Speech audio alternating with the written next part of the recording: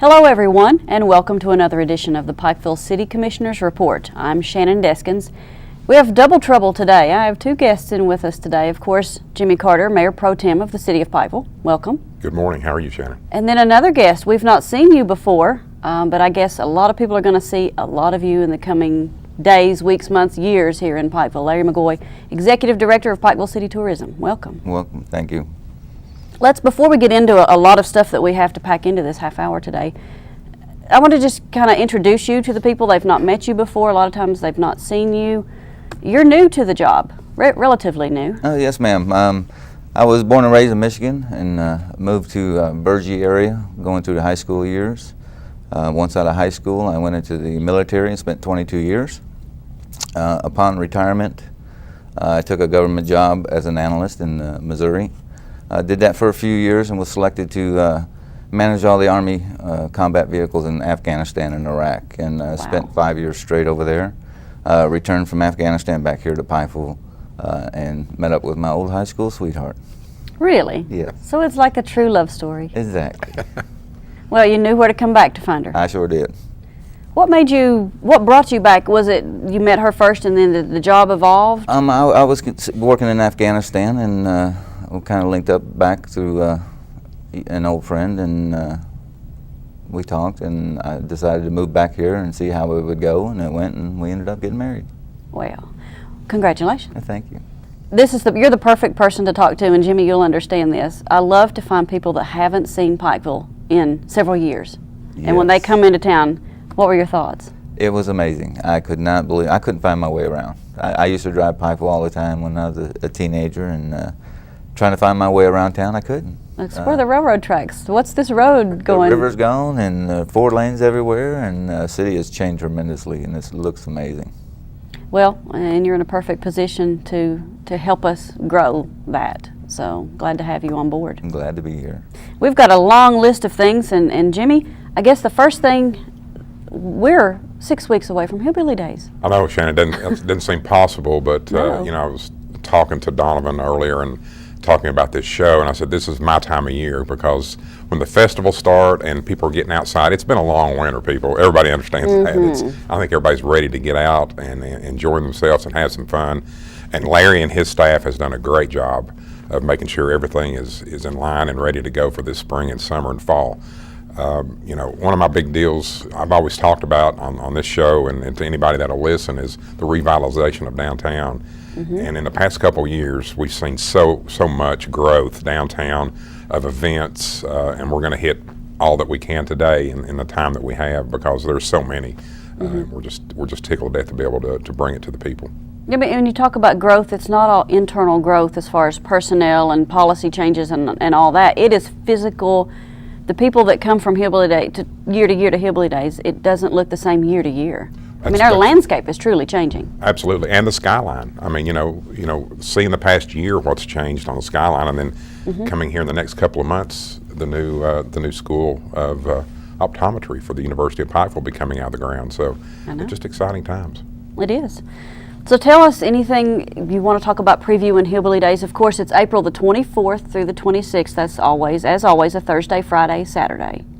Yes. It got bumped up a little bit this year due to Easter. It's thrown some people off on the dates, yeah, but maybe it'll be a little warmer. Let's hope the weather's better. I've heard in the past, I haven't been to one since 1983, so it's going to be a change for me. But I heard sometimes the weather could be uncooperative, and hopefully pushing it back another week will give us some outstanding weather. Yeah, you never know what the vendors need to bring, if they need to bring sunscreen or ponchos or winter coats. Last year we had some rain and some cold weather, so I think we're due for a beautiful one. That's what I say anyway. I agree. A lot of vendors, though. I heard a statistic about Hillbilly Days a couple years ago that said during those 3 days in April, the city of Pikeville is the 3rd largest city in the state of Kentucky, second only to Lexington and Louisville. And I love telling that. Oh, that's a great stat. It really is. I mean, to think that we go from 7,000 to nearly 150,000. So in that weekend, that's awesome. I couldn't believe the amount of vendors when I met with the chamber, Southeast Kentucky Chamber, In 1983, I think we had about 15, maybe 20 vendors, and there's hundreds of vendors that's lining the streets now, and it's going to be an action-packed festivity. People know about Hillbilly Days for states away. At one point, I remember in the park, they had the map of the United States, and if we went up and showed your ID or whatever, they would mark which state would light up, and I think usually all 50 states. A lot of that is the Shriners, because that's how the festival was started in the first place. But that's an awesome event. We're looking forward to it. Maybe we'll talk about it one more time before then, but we just wanted to touch on it, remind everybody of those dates, and say it's coming up. Muscle on Main starts in May, within a couple of weeks of Hillbilly Days, and that's been an awesome thing for the city. It has been. I've heard a lot of good things, and talking through some of the chamber members and commissioners and the city folks. It's a big event, and it is exciting for me to take over this type of event. And we're going to make a couple changes down in the Riverfield. It's not really a drag strip, but we want the locals to come out. If they're driving their car down the street and they want to race somebody, of course it's illegal. So we give them the opportunity to come down and call out another vehicle in the city and drag race. So we want to kind of limit it to license and insurance vehicles. Keep the big race cars at Clay City and Bristol, Tennessee, and just open it up for folks to have fun. And it is fun. That is one thing that people have started looking forward to so much now, as far as Muscle on Main goes. Seeing the old cars and the burnouts. The burnouts draw a huge crowd. Yeah, and we're going to look at changing the burnouts a little bit this year too, because environment for one, and plus being a good stewardship to our local businesses and everything with the smoke getting in the ventilation. So we may try to reduce that some and continue on. I'm a big car enthusiast. I've always had classic cars myself. And I'm looking forward to enjoying this event and making it more family oriented. I went to one before I took this position, and I noticed, there was nothing to do for the kids. So I'm incorporating some Hot Wheels drag races for the kids, where they can pick their own car, race it, and get to keep them, and get some remote control cars going for the kids, some coloring book area and stuff like that. Trying to focus a little more on the family and keep them down there a little longer, going over into the evening events. Well, this is all leading into talking about some changes that are going to happen in the Riverfield area. In the past, it's find the spot on the grass, go over on the bypass, and come down the hill and find a spot to sit. But you guys are changing that. There's going to be an actual seating there now, if I'm correct. Correct. We just let the bid out, Shannon, on stadium seating. I won't call it a stadium. It's hard to explain, but it's a earth and rock type of amphitheater type seating that we're going to put in on the riverbank across from Dorsey's in that area there on the bypass side. We're very excited to do that because if you've ever been to one of the events, it's always everybody's packed on the side of BB&T Bank in their parking lot area and on the grassy side on there. So we decided that it'd be a good idea if we could go in there and do something. We didn't know what kind we could do, but we've got some really good designs of the seating that's going to be there, and it'll seat up to 2,500 people, which would be great. How awesome is that, to have that many people, gathered in? And the good thing about the Muscle on Main events is they're not just a one-time event throughout the year. You have them every month during the summer months. Correct. Correct. Second weekend of every month is Muscle on Main. We started off with a block party at a local restaurant in the area, help their business some, and get the community out and let them enjoy some live music, and then we turned it into Saturday's car show. The good thing also about the seating, it allows us to do other venues during the summer. If we got an open weekend, we can have some kind of theater and arts down in the Riverfield, allowing that seating to be used, and we're opening it up to about any suggestion we can for an event down there for another weekend. I'm lucky enough to sit on the Jenny Wiley Building Theater Committee, and they're very intrigued with that area. So I think they may have something in mind, maybe to be able to use that area and put a stage down and do some outdoor drama, maybe. So you've talked to them and seen some eyebrows raised. Yes, they were very interested in it. That's the greatest thing about Pikeville now. This is where I'm born and raised my entire life, and we don't say anymore, there's nothing to do. The road, the Mountain Parkway is not one way out of Pikeville anymore. More and more, whether it's for, medical or education, now entertainment and tourism, they're coming to Pikeville just as much as we're going anywhere else. And we want them here. Well, and like you just said, the Muscle on Main event, that starts on a Friday and it ends on a Saturday night. Well, there's a night they've got to stay someplace. So, it's evident that people are, or we wouldn't be growing with our additional hotels. We've just got a new hotel that's opened. That's right. And, speaking of that, I always say, too, that people say there's nothing to do in Pikeville. Well, they're not looking, because there's, especially in the spring, summer, and fall, I mean, there should be something going on just about every weekend that, if you're not going through the tours of the Hatfield McCoys or, the rafting or, whatever, there's plenty to do. And we've got some other things that we're looking at. I don't know if maybe we should say it, maybe we will, but we're talking to a couple of companies that they're very interested in coming here, putting a zip line in. I've heard rumors, and I'm all about that. So, and that would be up around the Bob Amos Park area. So, they think it's a perfect area, perfect location. So, not saying it's going to happen, but there's people interested in doing that. They see what we've got, and they know people are coming here, and they feel it'd be very, very advantageous to them to come. Well, and adventure tourism, is a big thing now, Yes. and we have the rafting, we've got the river, that would just be hand in hand. I mean, that would work, you'd think. So I think they should, don't you? Oh, absolutely. Oh, yes. Just talking about the cut-through in Bob Amos Park, this is something else that we've got a horse carriage and horse trails now that we've never had before, and that's all new. The horse trails are opening this spring, correct? Up on the mountain? Correct. Betty Tackett is running our the Dream Stables up there, and doing an outstanding job. She's got that barn full of horses already. I was up there the other day when they did the first test run of the horse and carriage, and it is amazing. It is a beautiful carriage, and she's already getting a lot of bookings for birthday parties. She's got pony rides, trail rides, lessons. She also boards horses. We got a handicap area to assist in personnel that's handicapped that want to ride horses and learn. So it's going to be an amazing sight to see a horse and carriage downtown going through the tours. She's also taken over our historical tours with the tour bus. So if the horse and buggy is too hot out for you and too hard on you, we got the air-conditioned bus that she'll also be running tours on. A few years ago when the miniseries for Hatfield McCoy came out, I mean, I think it still is probably the #1 miniseries in television history. So many people, and I've traveled a lot in the last year, and I always ask, because I'm proud of that, to say, they ask where you live, and I'm like, it's where the Hatfield McCoy feud happened. Oh, I saw that miniseries. So it seems like everybody watched it. We've not seen a decrease at all in interest since that. It wasn't like a peak and then went down. People are still wanting to get all that information that they can. It's been pretty steady. I mean, last year, we were talking about that last year, and it's really kept pretty steady.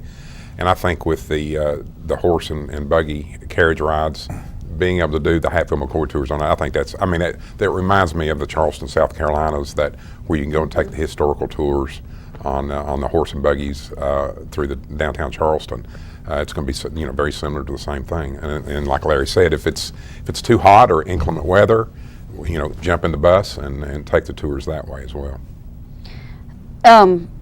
Speaking of Hatfield McCoy stuff, in the name of Hatfield McCoy, we talked about rafting in the river. We've got the Hatfield McCoy River Trails. If you don't want to be on the horse and buggy, and if it really is too hot, you can go get a kayak or a raft and come down the river. I think that's going to be amazing. I've never floated, and I look forward to floating as soon as the weather breaks. And Justin Prater, who's the director of tourism that works for me, he'll be running the Hatfield McCoy River Trail system. It's been adopted as a blue water trail by the Kentucky State, and it's going to be a great time. He's doing different lengths, so if you only got a couple hours, you can do it. If you want to float all day, he's got another float designed that'll take you all day, and you can stop along at some of the restaurants are putting out some little steps out of the water. If you want to take a lunch break at one of the local restaurants going through town, they're going to have picnic tables out there, and we'll serve you.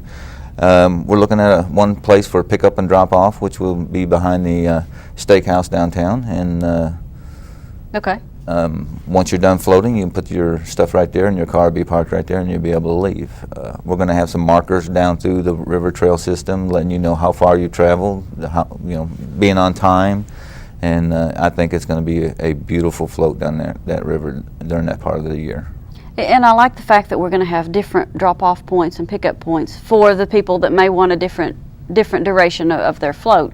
Last year, I was able to put in at the little put-in place at the cut-through, right there at the first exit where you go at Bob Amos Park down to the bottom. I put in there and floated to Texas Roadhouse. It took right at an hour, maybe a little bit less than an hour. That's doable. We actually thought about taking it back and doing it again. And for people that has their own kayaks or tubes or anything wants to go, you can show up and we'll shuttle you down to the drop-off point and pick you up too. So you don't think you have to rent a kayak or a tube or a canoe, but you can bring your own. We welcome that. And Justin's looking at maybe having some fishing competitions with the little kayak floats at some point or another during the summer. So we're looking at different things to do on the water. That's something that people don't realize, that the fishing is so good. You know, Jill Fraley Dotson, who works with us at East Kentucky Broadcasting and also works with you guys also, I think she caught a 22-inch smallmouth last year. I mean, the pictures floated all over Facebook because people don't know that she fishes. And Sean Cochran with the city, he's a big fisherman. He's a huge fisherman and outdoorsman, and that excuse me, that area down from the cut through down behind Pikeville High School, they said it's some of the best smallmouth bass fishing in the state. You just gave up somebody's honey hole, and they are not going to be pretty happy. well known at this point. But we kept talking. How did that happen? Well, the theory is that when the water gets up in the pond, when it goes through the overflow, those fish are getting taken down into the river. Some of those, so that's the, I don't know if that's true, but that's some of the theories that are out there. But I'm glad you mentioned the steps coming up for restaurants on the river, and I just wanted to put a plug out to the owners of the property there at Pig and a Poke. Right. They're the ones that's going to be putting steps down so that they can tie up there at Pig and a Poke and come up there and eat lunch or whatever. And you've also got, you know, Long John Silver's and the hamburger place there with them. Oh yeah, A&W. A&W. I was thinking root beer. Root beer is all I could get out. But right there all together, so you know you've got choices. You know, if you don't want barbecue, you can just walk, you know, 20 steps to the right or left, and you've got some other restaurants there as well. So we really wanted to thank Mitch Potter for putting that together. We're going to be putting those steps up there. I think that's going to be huge for the rafting. And that just goes along with what you and I have talked about for a couple of years now, and saying that we've got, even though we live in a small town and we're nestled right here in the mountains, we're getting a bigger city feel, I guess you could say that. It's like we're having the things now that bigger cities traditionally have, that you don't have here in the mountains. You know, being able to go down the river and dock and go to a restaurant. You know, you wouldn't think that you would ever do that in Eastern Kentucky. But we are now. Oh yes, and I never thought. I mean, if you look at the population for the city of Pikeville, it's not very big, but it's a hub for everything else, which, you know, it caters to 100,000 plus people a day. So it's kind of a really different situation for a city of this size to cater to that many people when the population is so small. I mean, who would have ever thought that we would have a horse-drawn carriage to go through downtown Pikeville? You know, I mean, except for the people that lived back then when that's all they had. We're kind of going back to our roots there. When do we know about when that's going to start being offered, when Betty's going to start offering that? I mean, that may be a little bit too soon to ask you that, but... We looked around the first week of April, and I think she's going to try to go down the second week. The cold weather has really not been able to get the horses out and train and get them warmed up and in shape and everything. So the weather's kind of put us off a little bit, so we're looking around the second week of April. I actually saw a video on, I think it was your Facebook page, on the City Tourism Facebook page, of those horses doing that test run. Yes. They're very muscular, big horses. Big horses. I don't forget what they're called, but they're really made for that. Yeah, Yes. they're kind of like a Clydesdale type horse, I guess, a working horse. But They're huge, and they're all voice command, very gentle horses. Of course, being the first time in this area and different terrain, they've done an outstanding job on that carriage, and it was a beautiful sight to see it go out the other day. Somebody told me the other day that those two horses have been together their entire lives. So it's not like you've went here and got a horse and tried to get them to work together. They've always been together and worked And together. talking to Betty, you can't separate them.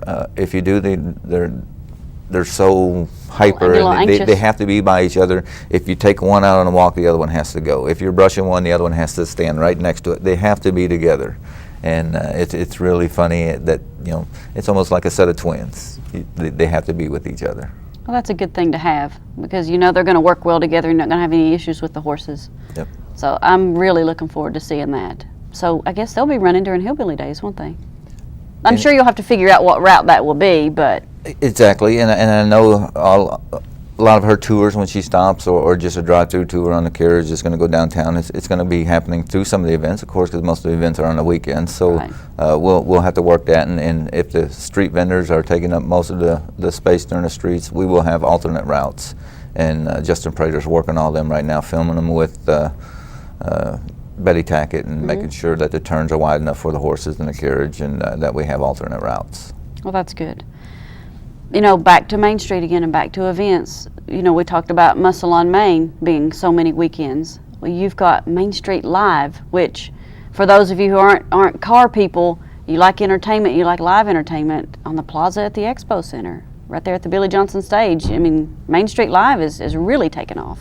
Oh yes, Minta Cheney Trimble has done an outstanding job with Main Street, and she's got the first and third weekends of the month, and focusing on cultural items and artisans, and she's got the Billy Johnson stage booked up every event for that week, and I'm looking forward. I've never been to one. I'm looking forward to being on one of them, and I had a meeting with Minta yesterday, and she's got some great ideas, not only for drawing the people in, but it's also for the local businesses downtown. Get them involved and make it a more friendly and environment downtown for not only the participants of the event, but also for the business owners. I think this is like maybe third or fourth year for Main Street. Is this third or fourth? Maybe fourth. Might be. I was thinking, you know, now we're 2 weekends a month during the spring, summer, and fall. The first year we did it, we had a hard time getting somebody to come 1 weekend a month. And I told Minta the other day, I said, you know, we're not probably too far off to having this thing going every Friday night during the season. And I'm telling you, you got to get there early if you want to get a seat. Full. And we're also discussing some other deals that we might be able to do with some more seating. So it's taken off. It's been huge. It's a lot of fun to come down here and listen to the live music, and our local talent is just amazing. It's just hard to imagine. These are just people, you know, occasionally they'll have some professional bands in there to play, but most of the people are local. But you don't know it.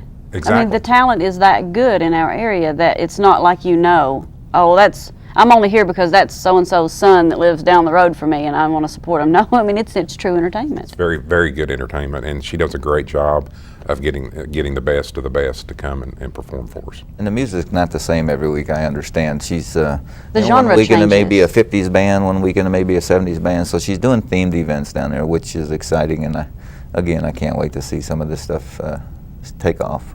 Well, these events, the more successful that they get, makes your job and Minta's job that much easier. You don't have to go looking for things. They're going to come to you and say, I want to be a part of this. Yeah. Then you can become the guy that has to pick and choose, oh, which ones are we going to use? Makes it easier in some ways, but harder Harder. because it gets As bigger. I So we talked have myself through that, I went, wait a the logistical part minute, keeps no. growing, but it's all fun. Yeah. You know, Hillbilly Days isn't the only big festival that we have. We've got another one that's starting to really grow, and it's going back to the theme, I guess, of Hatfield-McCoy, and we've got Hatfield-McCoy Heritage Days that you're going to do again this year. And sitting down and talking to Sean and some of the folks at the city, it's going to be more focused on the culture and heritage of this area. There's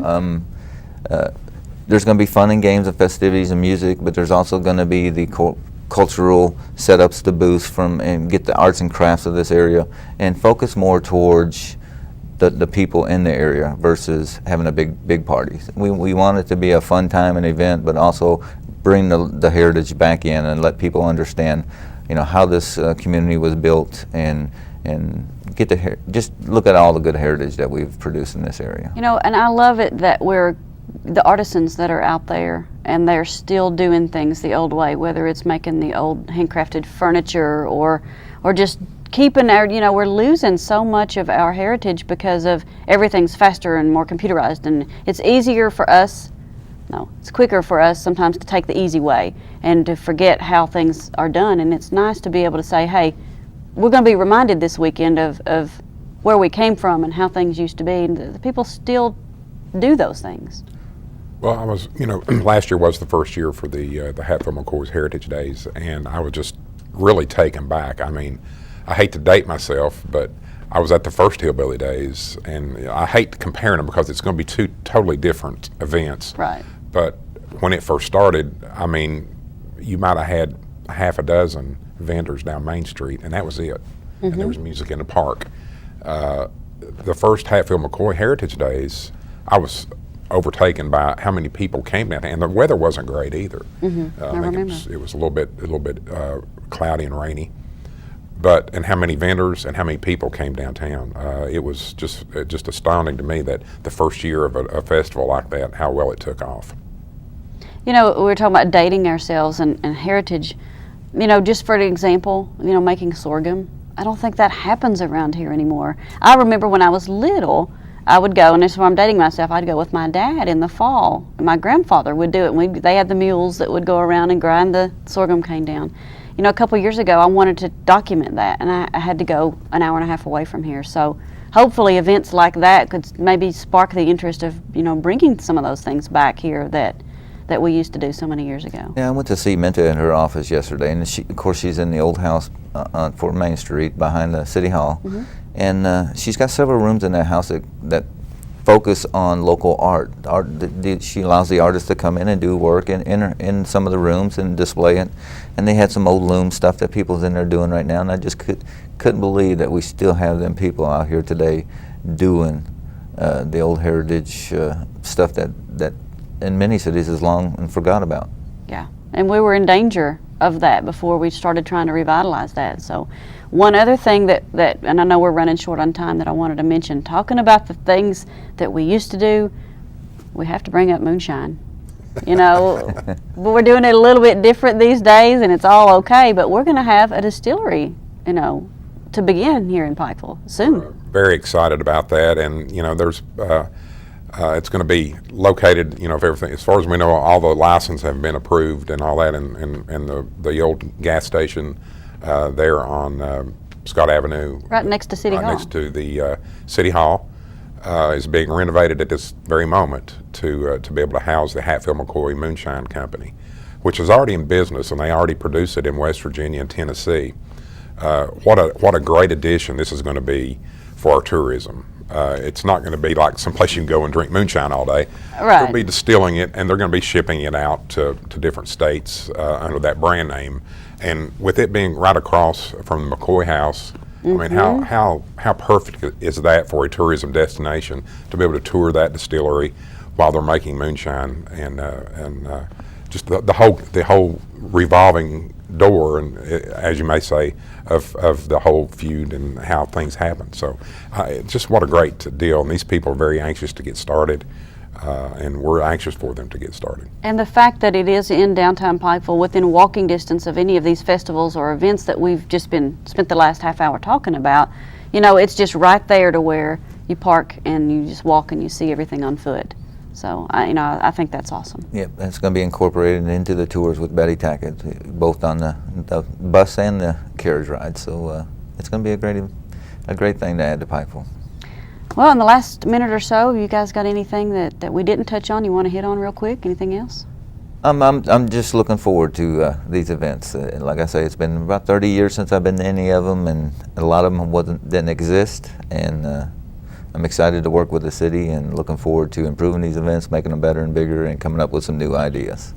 Well, thank you. We're glad to have you, and anything that we can ever do on this show to help promote things, I'm sure you've got an open door. Okay, thank you. Jimmy, thank you for joining us again. Thank you, and I just want to welcome Larry, and his military background has really got us all. He is disciplined. You can tell he's got it going there. He's got that aura about it. But just some of the information that he's sent to me and sent to the commission on the steps and what he's doing, it just flows so well, and just really looking forward to a great spring, summer, and fall in downtown Pikeville. And if you haven't been out to any of these events, please do. I think you'll enjoy them, and you'll want to come back each and every weekend.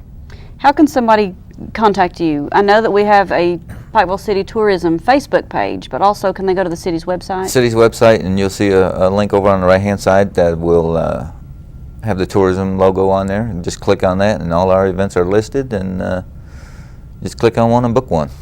Thank you. Larry McGoy, the new Executive Director of Pikeville City Tourism, and our Mayor Pro Tem, Jimmy Carter. Thank you, guys. Thank you. And thank you for joining us for another Pikeville City Commissioners Report. I'm Shannon Deskins.